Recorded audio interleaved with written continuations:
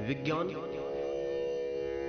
और वर्तमान की स्थिति जो है, वर्तमान की जो प्रकृति है और वैज्ञानिक रूप से जो प्रकृति है उसका विवेचन करेंगे।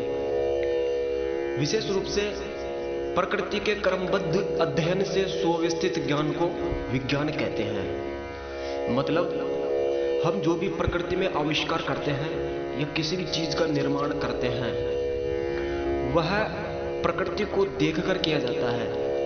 यह देखकर किया जाता है कि इससे भविष्य में प्रकृति को तो कोई नुकसान नहीं है। लेकिन आज वर्तमान में जिसका भी निर्माण हो रहा है बस मनुष्य अति स्वार्थी बना जा रहा है और प्रकृति का उसे कोई ध्यान नहीं है, जिसका भुगतान हम सभी कर रहे हैं। तो विशेष रूप से प्राचीन काल और वर्तमान काल की हम तुलना करेंगे। प्राचीन काल में किसी भी चीज का आविष्कार होता है, जैसे प्राचीन काल में विमान का आविष्कार हुआ है। विमान प्राचीन काल के एक विमान का मैं नाम बताता हूं आपको, पुष्पक विमान। और हजारों विमान है प्राचीन काल में। पुष्पक विमान देखो, 1% भी प्रकृति के लिए प्रतिकूल नहीं है। कौन सा विमान? पुष्पक विमान 1% भी प्रकृति के प्रतिकूल नहीं है। वह प्रकृति के द्वारा ही बनाया गया है और प्राकृतिक रूप से ही बनाया गया है, इसलिए वह प्रकृति के 1% भी प्रतिकूल नहीं है। यदि वह प्रकृति के प्रतिकूल होता तो उसे प्राचीन काल के जो विवेकी पुरुष थे, प्राचीन काल में उसका उपयोग नहीं होता। प्राचीन काल में यही होता था, हमारे पुरखों के समय जिस समय ठाठ थे। और आज भी यदि प्राचीन काल को हम देखते हैं, प्राचीन काल के ठाठ को देखते हैं, प्राचीन काल के आनंद को देखते हैं, तो हर कोई यही चाहता है कि अरे यार वो जाने कहाँ गए वो दिन है। सभी ये चाहते हैं। तो उस समय क्या होता था, उस समय पुष्पक विमान पूरी तरह प्राकृतिक अनुकूल था। लेकिन वर्तमान का जो विमान है, एरोप्लेन है, वो पूरी तरह प्रकृति के प्रतिकूल है। और पुष्पक विमान देखो, प्रकृति की शक्ति और मनुष्यों की शक्ति में अंतर देखो। हम सभी जानते हैं कि हम प्रकृति से हैं, प्रकृति हमसे नहीं है। हम पूरी तरह प्रकृति से हैं। जल, पानी को देखो आप, पानी से हम हैं, हमसे पानी नहीं है। आप रहो चाहे ना रहो, पानी रहेगा।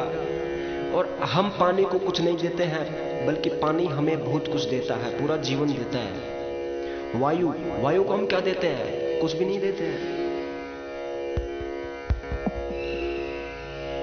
वायु से हम लेते ही लेते हैं, देते कुछ नहीं है। पृथ्वी माता को देखो, पृथ्वी से हम लेते ही लेते हैं, देते क्या है? कुछ देते ही नहीं है। सूर्य को देखो, सूर्य से हम केवल लेते हैं, सूर्य को हम क्या देते हैं?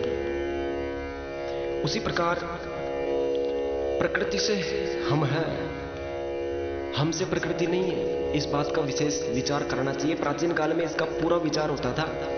और प्राचीन काल के जो वैज्ञानिक थे, वर्तमान के वैज्ञानिक नहीं है, वर्तमान के तो प्रकृति के विरुद्ध चलने वाले कृत्रिम मनुष्य है, जिसने कृत्रिमता का युग है। वर्तमान का युग विज्ञान का युग नहीं है, वर्तमान का युग कृत्रिमता का युग है। हर चीज कृत्रिम हो गई है, प्राकृतिक कुछ रही नहीं है। जब पूरी तरह प्राकृतिक होता है वो विज्ञान होता है। विज्ञान की परिभाषा यही है, प्रकृति के क्रमबद्ध अध्ययन से सुव्यवस्थित ज्ञान को, मतलब वह आविष्कार, विज्ञान का वह आविष्कार या वह रचना, नई रचना। और आज तक मनुष्यों ने कोई नई रचना नहीं की। विमान की रचना की है तो विमान पहले थे, विमान कैसे नहीं थे। लेकिन पहले के विमान में और आज के विमान में कितना अंतर है। पहले का विमान प्रकृति के पूरी तरह अनुकूल था, प्रकृति की पुष्टता को बढ़ाता था।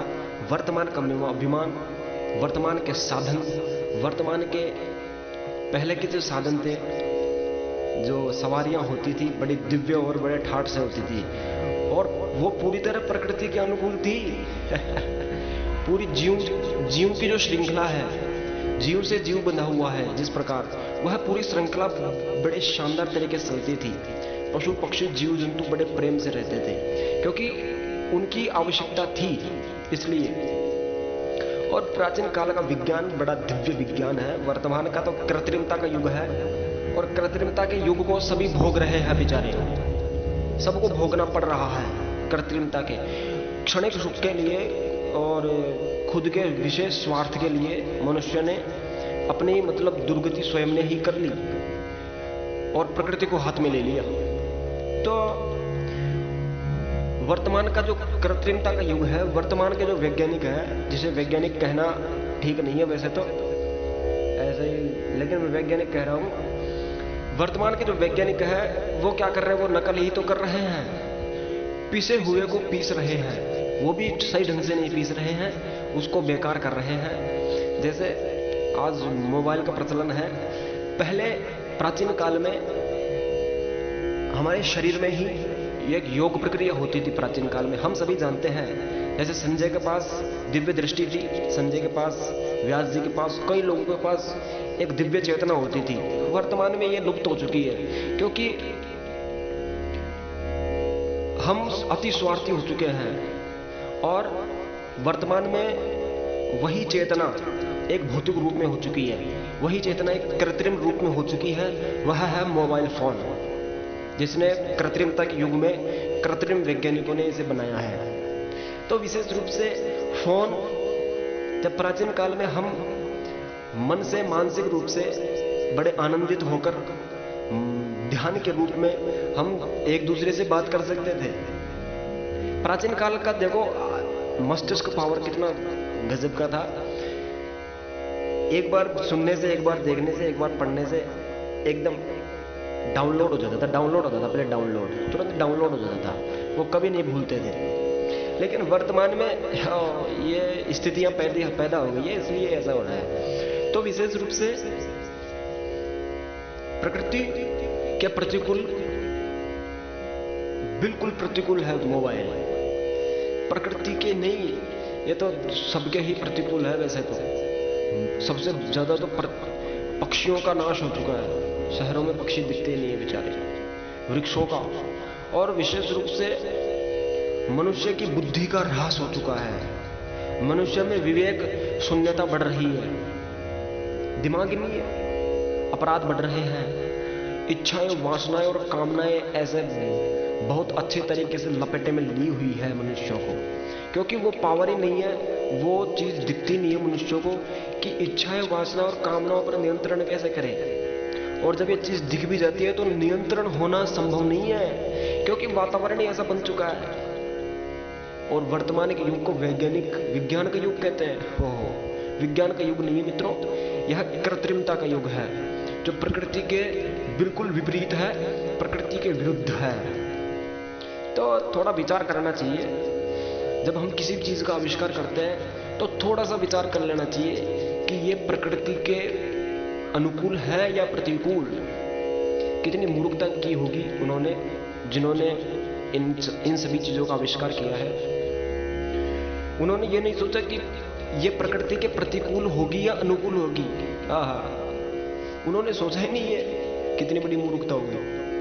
तो विशेष रूप से इसको लेकर अब क्या कर रहे हैं, वर्तमान में क्या कर रहे हैं। जिस प्रकार प्राचीन काल का विमान बड़ा दिव्य था, 11,000 किलोमीटर प्रति सेकंड की रफ्तार थी प्राचीन काल के विमानों की। गरुड़ को देखो, प्राकृतिक, पूरी तरह प्राकृतिक है और कोई नुकसान नहीं है प्रकृति को, प्रकृति भी बड़ी प्रसन्न होती है। लेकिन वर्तमान का जो विमान है, अब देखो, तुलना कर लो आप, हम तुलना कर सकते हैं प्राचीन काल का विमान को देखते हुए वर्तमान काल के विमान को जब मनुष्य ने बनाया, मंद बुद्धि ही हो सकता है वो तो। वर्तमान काल के विमान को मनुष्य ने बनाया, पहले तो उसने सोचा ही नहीं कि प्रकृति के अनुकूल है प्रतिकूल है। और हम क्या सोचते हैं कि ये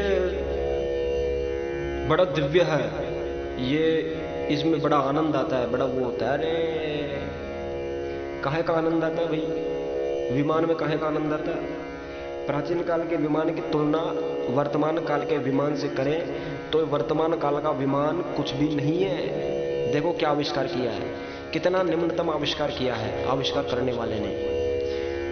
आविष्कार किया है ठीक है, और फिर भी कितना निम्नतम, मतलब उस विमान से हम कितने पीछे हैं। वर्तमान का विमान बस इस विमान तक ठहर गई है मामला, मतलब यही विमान तक आविष्कार हो गया है, अब आगे के विमान का कोई आविष्कार ही नहीं है। और विमानों का आविष्कार किया है, चंद्रमा पर प्रदूषण करके आ गए, चंद्रमा पर प्रदूषण हो गया है। अच्छा, पृथ्वी पर प्रदूषण तो है ही, चंद्रमा पर भी प्रदूषण हो गया है। तो वर्तमान की जो कृत्रिमता का युग है, विज्ञान का युग कहना बंद कर देना चाहिए वैसे, क्योंकि अब पूरी तरह कृत्रिमता का युग है। प्राकृतिक कोई चीज दिखती है क्या? और कृत्रिमता में मनुष्य डूबा हुआ है। बात प्राकृतिक बात तो समझ में नहीं आती है, क्योंकि प्राकृतिक बात उसे समझ में आती है जो प्राकृतिक हो। वायु को ही प्राकृतिक कृत्रिम बना दिया है, प्रदूषण से युक्त वायु हो गई है। तो अब वैज्ञानिक क्या कर रहा है? प्रकृति ने मनुष्य का निर्माण किया है, प्रकृति ने मनुष्य का निर्माण किया है। मनुष्य आप देख सकते हैं सबसे शानदार और सबसे अद्भुत जो मशीन है वह शरीर है, मनुष्य का शरीर है, मनुष्य का दिमाग है, जिसने मनुष्य ने रचना नहीं की है, ये प्रकृति ने रचना की है इसकी। किसकी? मनुष्य के दिमाग की मनुष्य ने रचना नहीं की, प्रकृति ने रचना की है। अब जिस प्रकार प्राचीन काल का विमान की तुलना वर्तमान काल के विमान से करें तो ये बहुत ही नुकसानदायक वर्तमान काल का विमान है, हम देख सकते हैं। उसी प्रकार यदि इन वैज्ञानिकों ने मनुष्य बना दिया तो सीधी सी बात है, प्रकृति का जो मनुष्य है, हम स्वयं है, प्रकृति का जो मनुष्य है उसकी तुलना में कितना निम्नतम होगा वो, और नुकसान के अलावा कुछ नहीं है। हम इसकी कल्पना कर सकते हैं, लेकिन फिर भी वर्तमान का वैज्ञानिक मनुष्य बनाने में लगा हुआ है। उसे ये पता ही नहीं है कि इतना कुछ बना दिया जिससे बहुत कुछ जनता को सहना पड़ रहा है, इतना कुछ बना दिया हमने कि बहुत कुछ पीड़ित हो रहे हैं लोग, इतना कुछ बना दिया लोग विवश हो रहे हैं, इतना कुछ नुकसान कर दिया हमने प्रकृति का। ओहो, प्रकृति का कितना नुकसान कर दिया इन्होंने। पक्षियों को गला घोंट कर दिया, पक्षियों को तो लुप्त कर दिया भाई है? और अब मनुष्य, ओहो, ईर्ष्या द्वेष क्रोध ये कितना बढ़ गया है। क्यों? क्योंकि प्राकृतिकता नहीं रही, कृत्रिमता बढ़ गई। इसलिए इसका आज से नाम मैं मेरी तरफ से देता हूं, यह कृत्रिमता का युग है, प्रकृति का नहीं। एक व्यक्ति मेरे से मिले थे कि वो आजकल क्या है कि मिर्ची और टमाटर होते हैं ना, मिर्ची टमाटर के ऊपर पॉलीथीन आने लग गई है। आप जब उसे खाते हो तो एक देखो, एक पन्नी सी आती है ऊपर उसके, मिर्ची के और टमाटर के। तो एक किसान का बच्चा था, उसने कहा मेरे से कि मैंने तो अब की बार कोई दवाई भी नहीं डाली, मतलब केवल पानी और खाद और बीज ही उगाया मैंने, फिर भी टमाटरों के पन्नी आ गई है। पन्नी मतलब वो पॉलीथीन से आती है ऊपर। मैंने कहा भाई आजकल बीज में ही केमिकल हो गया है, मतलब वो बीज ही ऐसा हो गया है, कृत्रिम बीज हो गया है, तो पन्नी तो आएगी भाई। तो इस प्रकार क्या है, हर चीज कृत्रिम हो गई है। तो विशेष रूप से मैं कहना यह चाहता हूं कि प्राकृतिक, जब तक प्रकृति सुरक्षित है, जब तक प्रकृति को हम श्रृंखला युक्त रखेंगे, जीवों की श्रृंखला हमने देखी है, उसके अनुसार रखेंगे तो प्रकृति हमें भी अनुकूल रखेगी। हम सभी जानते हैं कि प्रकृति जब प्रतिकूल हो जाएगी तो प्रकृति का क्या बिगड़ेगा भाई, समझ में ये नहीं आती मनुष्य के। जब प्रदूषण हो रहा है तो प्रकृति का क्या बिगड़ रहा है, मनुष्यों का बिगड़ रहा है। बंधुओं, मनुष्य क्यों अपने पैरों पर कुल्हाड़ी मारता है, क्यों? चलो कोई बात नहीं है, लेकिन फिर भी आसपास के वातावरण को और प्रकृति को एक अध्यात्म रूप से लेना चाहिए। शास्त्र कहते हैं, ग्रंथ कहते हैं। दूसरी चीज कि प्रकृति को प्रणाम करो, माता पृथ्वी को उठते समय प्रणाम करो, पेड़ पौधों को पूजो, पेड़ पौधों की पूजा करो, जल देवता की पूजा करो, अग्नि देवता की पूजा करो, क्योंकि ये प्राकृतिक रूप से हमें बनाए रखेंगे। लेकिन हम इसे अंधविश्वास समझ बैठते हैं। इसका कारण यही है कि हमारा विवेक जीरो हो चुका है इस कृत्रिमता के कारण। तो विशेष रूप से जब प्रलय काल आता है तब मीन अवतार कब होता है? जब सृष्टि की रचना होती है, सृष्टि के बीज आदि मनु भगवान मनु की परीक्षा लेते हैं, हम सभी जानते हैं। और फिर उसे परीक्षा लेकर उसमें मनु सफल होते हैं, और सफल होने के बाद भगवान विष्णु मीन अवतार में उन्हें आशीर्वाद देते हैं और वो कहते हैं कि अब सृष्टि के संचालन में बीज आदि का उत्पादन तुम स्वयं करो। तो मनुस्मृति से ही हमने चारों आश्रम, मनुस्मृति ने ही चारों आश्रम का निर्माण हुआ है। मनुस्मृति में ही 16 संस्कारों का निर्माण हुआ है, आविष्कार हुआ है, मतलब हम कह सकते हैं। मनुस्मृति से ही हम पिता को पिता कहते हैं, मनुस्मृति से ही हम माता को माता कहते हैं, मनुस्मृति से ही हम प्रकृति को पूजते हैं, मनुस्मृति से ही हम मंदिर में जाते हैं, मनुस्मृति से ही हम बड़ों की आज्ञा का पालन करते हैं, मनुस्मृति से ही हम बड़ों का आदर करते हैं, सम्मान करते हैं। शिष्टाचार संस्कार आदि हमने मनुस्मृति से ही सीखा है। उसे क्यों नकारते हो भाई?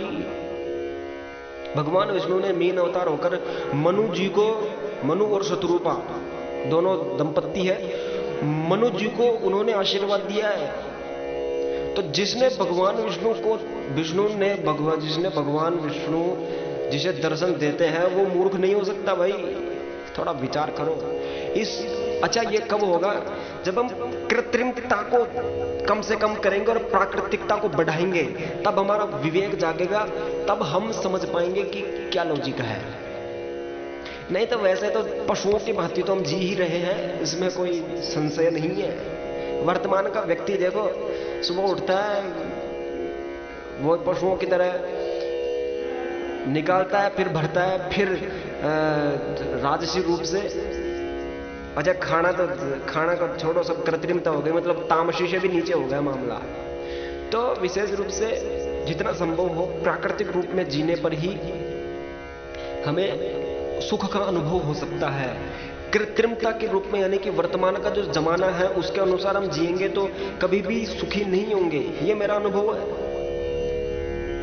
मैंने कई लोगों को देखा है, कई लोगों को परामर्श दिया है, कई शिष्य हैं मेरे, और कई लोग मेरे पास परामर्श के लिए आते हैं। मतलब ना तो धन, ना ही वैभव, ना ही मकान, ना ही किसी भी चीज से हम सुखी नहीं हो सकते। हम प्राकृतिक रूप से, संस्कारों से, उसी से सुखी हो सकते हैं। एक व्यक्ति आया, मैंने से बोला कि भाई पंडित जी सुखी कैसे हुआ जाए? मैंने सीधे से कहा भाई, जब हम प्राचीन काल के जैसे ठाठ चाहते हैं, प्राचीन काल के जैसे आनंद चाहते हैं, बचपन जैसा, हमारा जैसे बचपन था बड़ा निराला, उस प्रकार हम चाहते हैं, तो हमें प्राचीन काल जैसी भावना, प्राचीन काल जैसी बुद्धि, प्राचीन काल जैसे कर्म करने ही होंगे भाई। संत जैसा गुण, संतों जैसा गुण, क्योंकि संत ही सुखी हो सकता है। और इसको समझने के लिए किसी की आवश्यकता नहीं है, किसी की खोज करने की जरूरत नहीं है। हम सभी जानते हैं, आप सभी जानते हो कि सुखी कैसे हुआ जा सकता है, सभी जानते हैं। लेकिन जिस तरीके से सुखी हुआ जा सकता है उस तरीके में जाना थोड़ा जटिल हो गया है, क्योंकि कृत्रिमता का युग है। इसमें तो कृत्रिमता ही है। सुख कृत्रिम नहीं है बच्चों, सुख तो प्राकृतिक होता है, उसी में आनंद आता है। अच्छा आज भी ऐड आता है कि शुद्ध प्राकृतिक देशी घी बल्कि वास्तव में शुद्ध प्राकृतिक नहीं होता है। वो प्राकृतिक इसलिए होता है क्योंकि आज भी मनुष्यों को प्राकृतिकता पसंद है, कृत्रिमता किसी को पसंद नहीं है। लेकिन मंद बुद्धि मनुष्य क्या करता है, कृत्रिमता के पीछे पड़ा हुआ है, यह जानते हुए भी कि प्राकृतिक ही शानदार होता है।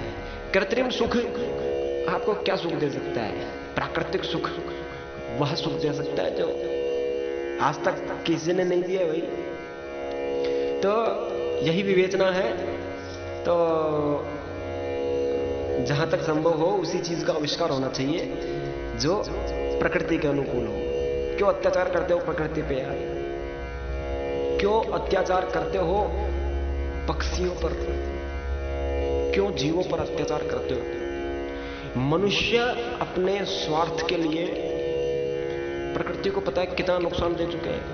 तो हम सभी जानते हैं, इसमें खोज की आवश्यकता नहीं है। इसमें यह भी नहीं है कि मैं असत्य बोल रहा हूं। 2 और 2 बराबर 4 होते हैं, सब जानते हैं, ये सब दिख रहा है। हम सबका मस्तिष्क भी ऐसा ही है।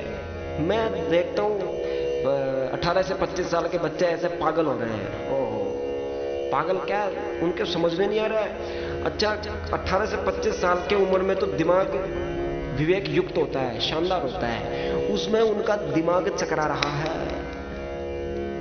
वो कुछ कर ही नहीं पा रहे हैं, अभिमान में चूर हो रहे हैं, आता कुछ भी नहीं है। मतलब मोबाइल चलाना चालू कर देते हैं लेकिन उनको पता नहीं है कि इसे बंद कब करना है, वो बड़े अंधे हो रहे हैं। तो विशेष रूप से सुख के लिए, आनंद के लिए प्रकृति से हमें जुड़ना होगा। उन जो प्रकृति से जुड़े हुए हैं, जीवों से प्रेम करते हैं, जो विशेष रूप से प्रकृति से प्रेम करते हैं, प्रकृति के अनुकूल हैं, उनको मैं सभी को प्रणाम करता हूं।